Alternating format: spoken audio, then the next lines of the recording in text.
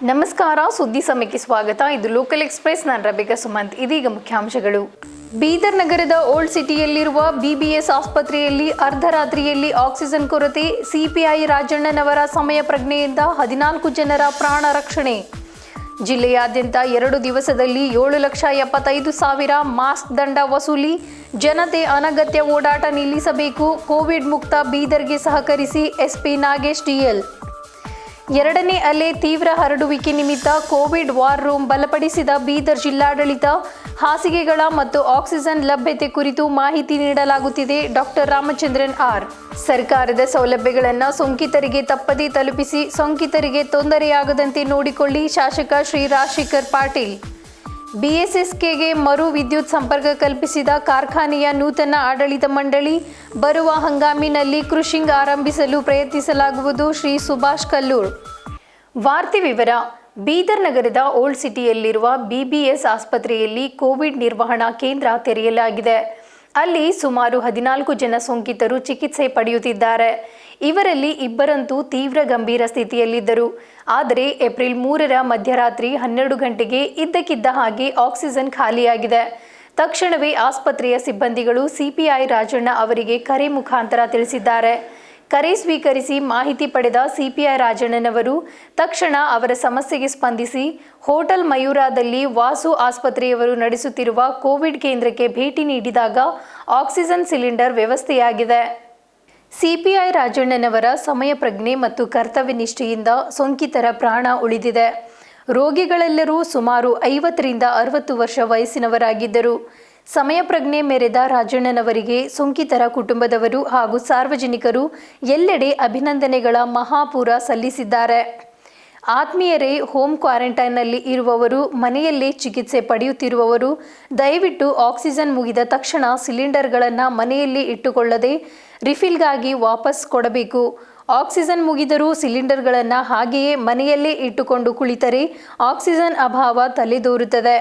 ಅದು ಇನ್ನೊಬ್ಬರ ಪ್ರಾಣಕ್ಕೆ ಕಂಟಕ ತರುವ ಸಂಭವವಿರುತ್ತದೆ. ಇನ್ನು ಮನೆಯಲ್ಲಿ ಚಿಕಿತ್ಸೆ ಪಡೆಯುತ್ತಿರುವ ರೋಗಿಗಳು ಆಕ್ಸಿಜನ್ ಸಿಲಿಂಡರನ್ನು ಮಿತವಾಗಿ ಮತ್ತು ಸಮಯ ಪ್ರಜ್ಞೆಯಿಂದ ಬಳಸಬೇಕು. ವ್ಯಕ್ತಿ ಬೆಡ್ ಮೇಲೆ ಮಲಗಿದಾಗ ನಿರಂತರ ಬಳಸಬೇಕು. ಒಂದು ವೇಳೆ ರೋಗಿಯು ತನ್ನ ನಿತ್ಯ ಕರ್ಮಗಳಿಗಾಗಿ ಬಾತ್ರೂಮ್ಗಳಿಗೆ ಹೋದಾಗ ಆಕ್ಸಿಜನ್ ಸಿಲಿಂಡರ್ ಬಂದ್ ಮಾಡಿ ಹೋಗಬೇಕು. ಇಲ್ಲವೇ ಕುಟುಂಬದ ಸದಸ್ಯರು ಆ ಕಡೆಗೆ ಗಮನ ಹರಿಸಬೇಕು. ಏಕೆಂದರೆ ರಾಜ್ಯದಲ್ಲಿ ಆಕ್ಸಿಜನ್ ಸಿಲಿಂಡರ್ ಅಭಾವ ತುಂಬಾ ತಲೆದೋರಿದೆ. ತಾವುಗಳು ಹಿತಮಿತವಾಗಿ ಬಳಸಿದರೆ ಉಳಿದ ಆಕ್ಸಿಜನ್ ಇನ್ನೊಬ್ಬ ಸೋಂಕಿತರಿಗೆ ಸದುಪಯೋಗವಾಗುತ್ತದೆ ಎಂಬುದು ನಮ್ಮ ಕಳಕಳಿಯಾಗಿದೆ.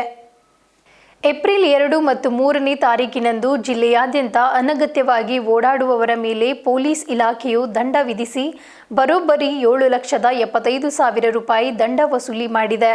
ಹೀಗಾಗಿ ಜನರು ಅನಾವಶ್ಯಕವಾಗಿ ಓಡಾಡದೆ ಮನೆಯಲ್ಲಿ ಸುರಕ್ಷಿತವಾಗಿರಬೇಕು ಎಂದು ಎಸ್ಪಿ ಶ್ರೀ ಡಿಎಲ್ ನಾಗೇಶ್ ಅವರು ಸುದ್ದಿ ಸಮಯಕ್ಕೆ ಫೋನ್ ಕರೆ ಮುಖಾಂತರ ತಿಳಿಸಿದರು. ಏಪ್ರಿಲ್ 2ರಂದು ಮಾಸ್ಕ್ ಇಲ್ಲದೆ ಓಡಾಡುತ್ತಿರುವ ಸುಮಾರು 1,500 ಜನರಿಗೆ ದಂಡ ವಿಧಿಸಲಾಗಿದೆ.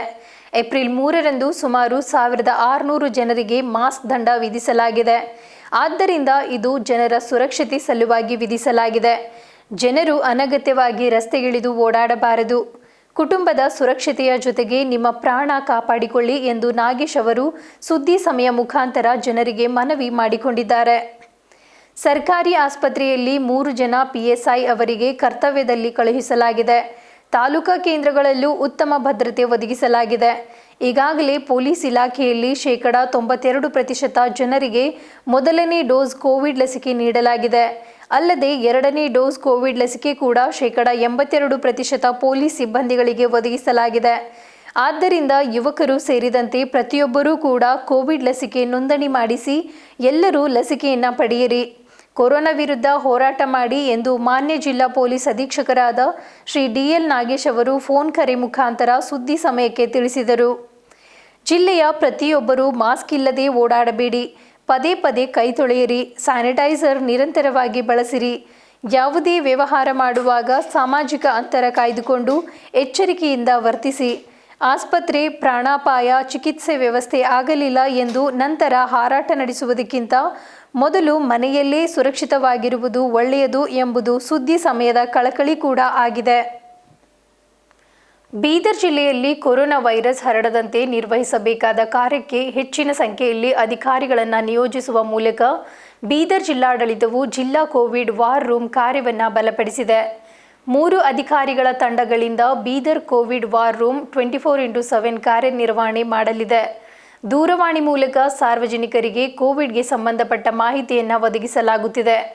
ಕೋವಿಡ್ ವಾರ್ ರೂಮ್ ದೂರವಾಣಿ ಸಹಾಯವಾಣಿ ಸಂಖ್ಯೆ 084822243116 ಮತ್ತು 224317 ಇವುಗಳಿಗೆ ಕರೆ ಮಾಡಿ ತಮ್ಮ ಸಮಸ್ಯೆಗಳನ್ನು ಬಗೆಹರಿಸಿಕೊಳ್ಳಬೇಕು ಎಂದು ಜಿಲ್ಲಾಧಿಕಾರಿಗಳಾದ ಡಾಕ್ಟರ್ ರಾಮಚಂದ್ರನ್ ಆರ್ ಅವರು ತಿಳಿಸಿದ್ದಾರೆ.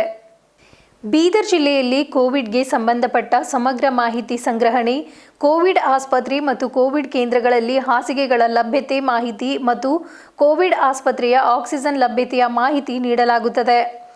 ಬ್ರೀಮ್ಸ್ ಆಸ್ಪತ್ರೆಯಲ್ಲಿ ಎಲ್ಲ ವಾರ್ಡ್ಗಳಲ್ಲಿ 28 ಸಿಸಿ ಕ್ಯಾಮೆರಾಗಳನ್ನು ಅಳವಡಿಸಿದ್ದು, ಅವುಗಳ ವಿಡಿಯೋ ವೀಕ್ಷಣೆಗಾಗಿ ಅಧಿಕಾರಿಗಳನ್ನು ನೇಮಿಸಿ ನಿರಂತರವಾಗಿ ವೀಕ್ಷಣೆ ಮಾಡಲಾಗುತ್ತಿದೆ. ಸಿಸಿ ಕ್ಯಾಮೆರಾಗಳ ಮೂಲಕ ಏನಾದರೂ ನ್ಯೂನತೆ ಅಥವಾ ಇನ್ನೇನಾದರೂ ವಿಷಯಗಳ ಗಮನಕ್ಕೆ ಬಂದ ತಕ್ಷಣ ಕೂಡಲೇ ವಾರ್ ರೂಮ್ನಿಂದ ಸಂಬಂಧಪಟ್ಟವರಿಗೆ ಕ್ರಮಕ್ಕಾಗಿ ಮಾಹಿತಿಯನ್ನು ರವಾನೆ ಮಾಡಲಾಗುತ್ತಿದೆ. ಅಂತೆಯೇ ಬೀದರ್ ಜಿಲ್ಲೆಯಲ್ಲಿ ಕೊರೋನಾ ವೈರಸ್ ಚಿಕಿತ್ಸೆಗಾಗಿ ಉಪಯೋಗಿಸುತ್ತಿರುವ ಸರ್ಕಾರಿ ಅರೆ ಸರ್ಕಾರಿ ಆಸ್ಪತ್ರೆಗಳಲ್ಲಿ ರೆಮಿಡಿಸಿವಿರ್ ಇಂಜೆಕ್ಷನ್ ಉಪಯೋಗ ಹಾಗೂ ಆಮ್ಲಜನಕ ಉಪಯೋಗಕ್ಕೆ ಸಂಬಂಧಿಸಿದಂತೆ ಮಾಹಿತಿಯನ್ನು ನಿಗದಿತ ಅನುಬಂಧದಲ್ಲಿ ಭರ್ತಿ ಮಾಡಿ ಸಲ್ಲಿಸಬೇಕು. ಈ ಮಾಹಿತಿಯನ್ನು ಪ್ರತಿ ದಿವಸ ಬೆಳಗ್ಗೆ 11 ಗಂಟೆಗೆ ಹಾಗೂ ಸಂಜೆ 6 ಗಂಟೆಗೆ ವರದಿಯನ್ನು ಕೋವಿಡ್ ವಾರ್ ರೂಮ್ಗೆ ಸಲ್ಲಿಸುವ ಕಾರ್ಯನಿರ್ವಹಣೆಗಾಗಿ ಒಟ್ಟು 50 ಜನ ಅಧಿಕಾರಿಗಳನ್ನು ನಿಯೋಜಿಸಿ ಇತ್ತೀಚೆಗೆ ಜಿಲ್ಲಾಧಿಕಾರಿಗಳು ಆದೇಶ ಹೊರಡಿಸಿದ್ದಾರೆ. ಜಿಲ್ಲೆಯಲ್ಲಿ ಕೊರೋನಾ ವೈರಸ್ 2ನೇ ಅಲೆಯಿಂದಾಗಿ ಹೆಚ್ಚಿನ ಪ್ರಕರಣಗಳು ಪತ್ತೆಯಾಗುತ್ತಿರುವ ಹಿನ್ನೆಲೆಯಲ್ಲಿ ಜಿಲ್ಲೆಯಲ್ಲಿ ಕೊರೋನಾ ವೈರಾಣು ಕಾಯಿಲೆಯು ಸ್ಫೋಟಕ ಮತ್ತು ಹೆಚ್ಚು ಹರಡುವುದನ್ನು ತಡೆಗಟ್ಟುವ ಮತ್ತು ಸಾರ್ವಜನಿಕ ಹಿತದೃಷ್ಟಿಯಿಂದ ಬೀದರ್ ಜಿಲ್ಲಾ ಕೋವಿಡ್ ವಾರ್ ರೂಮ್ ಅನ್ನು ಆರಂಭಿಸಿ ಅದನ್ನು ಬಲಪಡಿಸಲಾಗುತ್ತಿದೆ ಎಂದು ಜಿಲ್ಲಾಧಿಕಾರಿಗಳಾದ ರಾಮಚಂದ್ರನ್ ಆರ್ ಅವರು ತಿಳಿಸಿದ್ದಾರೆ. ಸರ್ಕಾರ ಕಲ್ಪಿಸಿರುವ ಸೌಲಭ್ಯ ಕೋವಿಡ್ ಸೋಂಕಿತರಿಗೆ ಸಮರ್ಪಕವಾಗಿ ಕಲ್ಪಿಸುವ ಮೂಲಕ ಯಾರೊಬ್ಬರಿಗೂ ತೊಂದರೆಯಾಗದಂತೆ ಎಚ್ಚರ ವಹಿಸುವಂತೆ ಮಾಜಿ ಸಚಿವರು ಆದ ಹಾಲಿ ಶಾಸಕ ರಾಜಶೇಖರ್ ಬಿ ಪಾಟೀಲ್ ಅವರು ವೈದ್ಯರಿಗೆ ಕಟ್ಟುನಿಟ್ಟಿನ ಆದೇಶ ನೀಡಿದರು. ಜಿಲ್ಲೆಯ ಹುಮ್ನಾಬಾದ್ ಸರ್ಕಾರಿ ಸಾರ್ವಜನಿಕ ಆಸ್ಪತ್ರೆಗೆ ಮಂಗಳವಾರ ದಿಢೀರ್ ಭೇಟಿ ನೀಡಿ ಮಾಧ್ಯಮದವರಿಗೆ ಈ ವಿಷಯವನ್ನು ತಿಳಿಸಿದರು. ಆಕ್ಸಿಜನ್ ಇತ್ಯಾದಿ ಕೊರತೆ ಕಾರಣ ಹುಮ್ನಾಬಾದ್ ಆಸ್ಪತ್ರೆಯಲ್ಲಿ ಚಾಮರಾಜಪೇಟೆ ಆಸ್ಪತ್ರೆಯಲ್ಲಿ ನಡೆದ ದುರಂತ ನಡೆಯಬಾರದು. ನಡೆದರೆ ಯಾವುದೇ ಕಾರಣಕ್ಕೂ ಸಹಿಸುವುದಿಲ್ಲ. ಸಮಸ್ಯೆ ವಿಕೋಪಕ್ಕೆ ಹೋಗುವ ಮುನ್ನ ಮುಂಜಾಗ್ರತಾ ಕ್ರಮ ಕೈಗೊಳ್ಳುವಂತೆ ಸಲಹೆ ನೀಡಿದರು. ಕಲಬುರಗಿ, ಬೀದರ್ ಎಲ್ಲಿಂದಲೇ ಬಂದರೂ ವೈದ್ಯರು, ವಿಶೇಷವಾಗಿ ಕೋವಿಡ್ ನೋಡಲ್ ಅಧಿಕಾರಿ doctor Govinda, DYSP Somalinga Kumbar, CPI Mallikarjun Yatanur ಸೇರಿದಂತೆ ಪ್ರತಿಯೊಬ್ಬರೂ ಒಗ್ಗಟ್ಟಾಗಿ ಸಮರ್ಪಕವಾಗಿ ಚಿಕಿತ್ಸೆ ನೀಡಲು ಮತ್ತು ಕಾಯಿಲೆ ಹರಡದಂತೆ ನೋಡಿಕೊಳ್ಳಲು ಶಕ್ತಿ ಮೀರಿ ಪ್ರಾಮಾಣಿಕವಾಗಿ ಪ್ರಯತ್ನಿಸುತ್ತಿದ್ದಾರೆ. ಕಲಬುರಗಿಯಲ್ಲಿ ಆಕ್ಸಿಜನ್ ಮತ್ತು ವ್ಯಾಕ್ಸಿನ್ ಕಳ್ಳ ಸಾಗಣೆ ಆಗುತ್ತಿರುವ ಕುರಿತು ಬರುತ್ತಿರುವ ದೂರಿನ ಬಗ್ಗೆ ತಾವೇನು ಹೇಳುತ್ತೀರಿ ಎಂಬ ಮಾಧ್ಯಮದವರ ಪ್ರಶ್ನೆಗೆ, ಇಂಥ ಸಂದಿಗ್ಧ ಪರಿಸ್ಥಿತಿಯಲ್ಲಿ ಅಂಥ ದುಷ್ಕೃತ್ಯಗೆ ಕೈ ಹಾಕಿದ ವ್ಯಕ್ತಿ ಯಾರಾದರೂ ಸರಿ, ದೇವರು ಅವರಿಗೆ ಒಳ್ಳೆಯದು ಮಾಡೋದಿಲ್ಲ. ನಮ್ಮ ವ್ಯಾಪ್ತಿಯಲ್ಲಿ ಅಂಥ ಪ್ರಕರಣಗಳು ನಡೆದ ಬಗ್ಗೆ ಸಾಕ್ಷಿ ಸಮೇತ ದೂರು ಬಂದಲ್ಲಿ ಅಂಥವರ ವಿರುದ್ಧ ನಿರ್ದಾಕ್ಷಿಣ್ಯ ಕ್ರಮ ಜರುಗಿಸುವುದಾಗಿ ಶಾಸಕ ರಾಜಶೇಖರ್ ಬಿ ಪಾಟೀಲ್ ಅವರು ಪ್ರತಿಕ್ರಿಯಿಸಿದರು. ತಹಸೀಲ್ದಾರ್ ಜಯಶ್ರೀ, ಹಳ್ಳಿಕೇಡ್ ಬಿ ಪುರಸಭೆ ಅಧ್ಯಕ್ಷರಾದ ಮಹಾಂತಯ್ಯ ತೀರ್ಥ, ಹುಮ್ನಾಬಾದ್ ಪುರಸಭೆ ಸದಸ್ಯರಾದ ಅಬ್ದುಲ್ ರೆಹಮಾನ್ ಗೋರೆಮಿಯಾ, ಸಿಎಂಒ ಡಾಕ್ಟರ್ ನಾಗನಾಥ್ ಹುಲ್ಸೂರೆ ಸೇರಿದಂತೆ ಅನೇಕರು ಇದ್ದರು.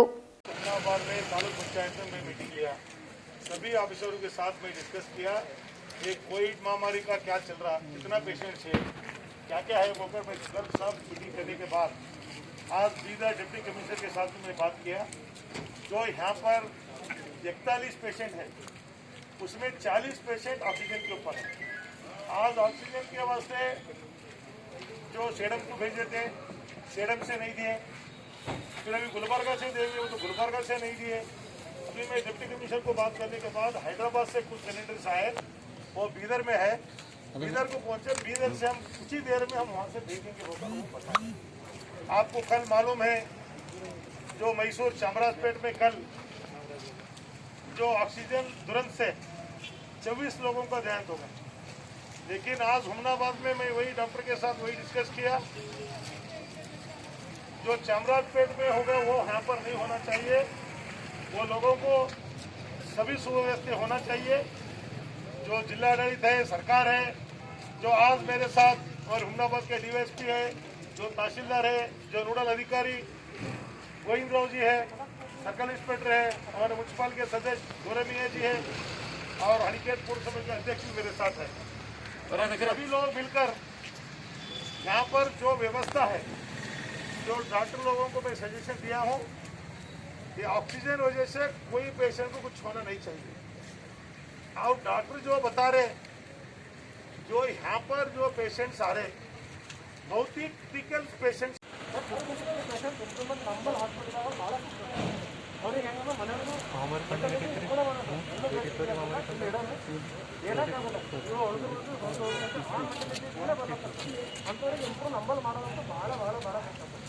ನೈಂಟಿ ಮೇಲೆ ಇತ್ತು ಅಂದ್ರೆ ಅಂಥವ್ರಿಗೆ 8-10 ಬೇಸಿಟ್ಟು 100% ಇಂಪ್ರೂವ್ಮೆಂಟ್ ಮನೆ ಕಳಿಸ್ತೀವಿ ಸರ್.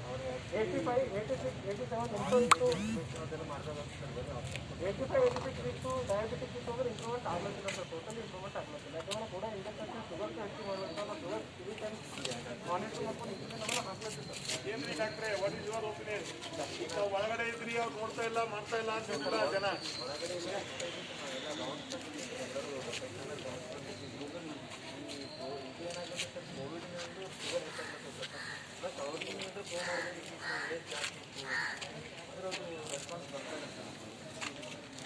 ಏನಾಗ್ತದವರು 40, 60 ಈ ಥರ ಸ್ಯಾಚುರೇಷನ್ ಇದ್ದರೆ ಬರ್ತಾ ಇದ್ದಾರೆ ಸರ್.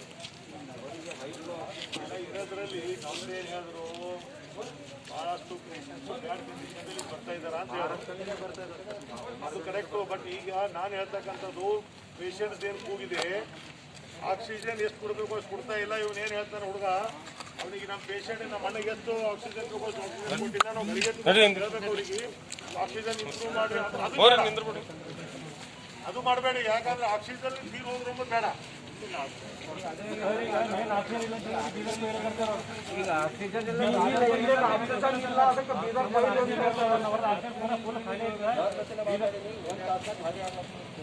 ಈಗ ನೋಡ್ರಿ, ಡಿ.ಸಿ ಅವ್ರ ಜೊತೆ ಮಾತಾಡ್ತೀನಿ, ಎಲ್ಲರ ಜೊತೆ ಮಾತಾಡ್ತೀನಿ. ಒಂದು ತಾಸು ನೀವು ಎಷ್ಟು ಜನ ನಿಮ್ಗೆ ಅವೈಲಬಿಲಿಟಿ ಇದೆ ಸರ್?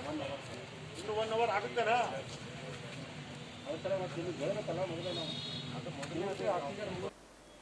ಬಿಎಸ್ಎಸ್ಕೆ ಕಾರ್ಖಾನೆ ಕ್ರುಷಿಂಗ್ ಸ್ಥಗಿತಗೊಂಡ ಹಿನ್ನೆಲೆಯಲ್ಲಿ ಕಳೆದ 2 ವರ್ಷದಿಂದ ತಾತ್ಕಾಲಿಕವಾಗಿ ವಿದ್ಯುತ್ ಸಂಪರ್ಕ ಕಡಿತಗೊಂಡಿದ್ದ ಜಿಲ್ಲೆಯ ರೈತರ ಜೀವನಾಡಿ ಬೀದರ್ ಸಹಕಾರ ಸಕ್ಕರೆ ಕಾರ್ಖಾನೆಗೆ ನೂತನವಾಗಿ ಆಯ್ಕೆಗೊಂಡ ಆಡಳಿತ ಮಂಡಳಿ ಮರು ವಿದ್ಯುತ್ ಸಂಪರ್ಕ ಕಲ್ಪಿಸುವ ಕೆಲಸ ಮಾಡಿದೆ. ಈ ಮೂಲಕ ಒಂದಿಷ್ಟು ರೈತರ ಮನಸ್ಸಿನಲ್ಲಿದ್ದ ಕಳವಳ ಕಡಿಮೆ ಮಾಡುವ ಕಾರ್ಯ ಮಾಡಿದೆ. ಕಾರ್ಖಾನೆ ಪುನರ್ ಆರಂಭಿಸುವ ದಿಶೆಯಲ್ಲಿ ಮೊದಲ ಹೆಜ್ಜೆಯಾಗಿ ವಿದ್ಯುತ್ ಸಂಪರ್ಕ ಕಲ್ಪಿಸಿದ್ದು, ಬರುವ ಹಂಗಾಮಿನಲ್ಲಿ ಕ್ರುಷಿಂಗ್ ಆರಂಭಿಸುವುದಕ್ಕಾಗಿ ಸಕಲ ಪ್ರಯತ್ನ ಮಾಡುತ್ತಿದ್ದೇವೆ ಎಂದು ಅಧ್ಯಕ್ಷರಾದ ಸುಭಾಷ್ ಕಲ್ಲೂರ್ ಅವರು ವಿಶ್ವಾಸವನ್ನ ವ್ಯಕ್ತಪಡಿಸಿದರು. ಈ ಕಾರ್ಯದಲ್ಲಿ ಖಂಡಿತ ಯಶಸ್ಸು ಸಾಧಿಸುವ ಮೂಲಕ ಜಿಲ್ಲೆಯ ಕಬ್ಬು ಬೆಳೆಗಾರರು ಹಾಗೂ ಕಾರ್ಖಾನೆಯ ಎಲ್ಲಾ ಹಂತದ ಕಾರ್ಮಿಕ ಹಾಗೂ ಅಧಿಕಾರಿ ವರ್ಗದವರ ಮೊಗದಲ್ಲೂ ಮಂದಹಾಸ ಕಾಣುವ ನಿರೀಕ್ಷೆಯಲ್ಲಿದ್ದೇವೆ ಎಂದು ಉಪಾಧ್ಯಕ್ಷರಾದ ಶೈಲೇಂದ್ರ ಬೆಲ್ದಾಳೆಯವರು ನುಡಿದರು. ನಿರ್ದೇಶಕರಾದ ಮಲ್ಲಿಕಾರ್ಜುನ್ ಪಾಟೀಲ್, ಸುಭಾಷ್ ಖಾಶಂಪುರ್, ಅಶೋಕ್ ಪಾಟೀಲ್ ಬೇನಚಿಂಚೋಳಿ ಸೇರಿದಂತೆ ಇನ್ನುಳಿದ ನಿರ್ದೇಶಕರು ಹಾಗೂ ಕಾರ್ಖಾನೆಯ ಸಿಬ್ಬಂದಿಯವರು ಇದ್ದರು. ಕೊನೆಯಲ್ಲಿ ಮತ್ತೊಮ್ಮೆ ಮುಖ್ಯಾಂಶಗಳು. ಬೀದರ್ ನಗರದ ಓಲ್ಡ್ ಸಿಟಿಯಲ್ಲಿರುವ ಬಿಬಿಎಸ್ ಆಸ್ಪತ್ರೆಯಲ್ಲಿ ಅರ್ಧರಾತ್ರಿಯಲ್ಲಿ ಆಕ್ಸಿಜನ್ ಕೊರತೆ, ಸಿಪಿಐ ರಾಜಣ್ಣನವರ ಸಮಯ ಪ್ರಜ್ಞೆಯಿಂದ 14 ಜನರ ಪ್ರಾಣ ರಕ್ಷಣೆ. ಜಿಲ್ಲೆಯಾದ್ಯಂತ 2 ದಿವಸದಲ್ಲಿ 7,75,000 ಮಾಸ್ಕ್ ದಂಡ ವಸೂಲಿ, ಜನತೆ ಅನಗತ್ಯ ಓಡಾಟ ನಿಲ್ಲಿಸಬೇಕು, ಕೋವಿಡ್ ಮುಕ್ತ ಬೀದರ್ಗೆ ಸಹಕರಿಸಿ ಎಸ್ಪಿ ನಾಗೇಶ್ ಡಿಎಲ್. 2ನೇ ಅಲೆ ತೀವ್ರ ಹರಡುವಿಕೆ ನಿಮಿತ್ತ ಕೋವಿಡ್ ವಾರ್ ರೂಮ್ ಬಲಪಡಿಸಿದ ಬೀದರ್ ಜಿಲ್ಲಾಡಳಿತ, ಹಾಸಿಗೆಗಳ ಮತ್ತು ಆಕ್ಸಿಜನ್ ಲಭ್ಯತೆ ಕುರಿತು ಮಾಹಿತಿ ನೀಡಲಾಗುತ್ತಿದೆ. Doctor Ramachandran R. ಸರ್ಕಾರದ ಸೌಲಭ್ಯಗಳನ್ನು ಸೋಂಕಿತರಿಗೆ ತಪ್ಪದೇ ತಲುಪಿಸಿ ಸೋಂಕಿತರಿಗೆ ತೊಂದರೆಯಾಗದಂತೆ ನೋಡಿಕೊಳ್ಳಿ, ಶಾಸಕ ಶ್ರೀ ರಾಜಶೇಖರ್ ಪಾಟೀಲ್. ಬಿಎಸ್ಎಸ್ಕೆಗೆ ಮರು ವಿದ್ಯುತ್ ಸಂಪರ್ಕ ಕಲ್ಪಿಸಿದ ಕಾರ್ಖಾನೆಯ ನೂತನ ಆಡಳಿತ ಮಂಡಳಿ, ಬರುವ ಹಂಗಾಮಿನಲ್ಲಿ ಕ್ರುಷಿಂಗ್ ಆರಂಭಿಸಲು ಪ್ರಯತ್ನಿಸಲಾಗುವುದು. ಶ್ರೀ ಸುಭಾಷ್ ಕಲ್ಲೂರ್. ಇದುವರೆಗೂ ಸುದ್ದಿ ಕೊಟ್ಟಿರುವ ನಾನು ರಬೇಕಾ ಸುಮಂತ್. ಮತ್ತೆ ಮುಂದಿನ ಸುದ್ದಿಯೊಂದಿಗೆ ಭೇಟಿಯಾಗೋಣ. ವಂದನೆಗಳು.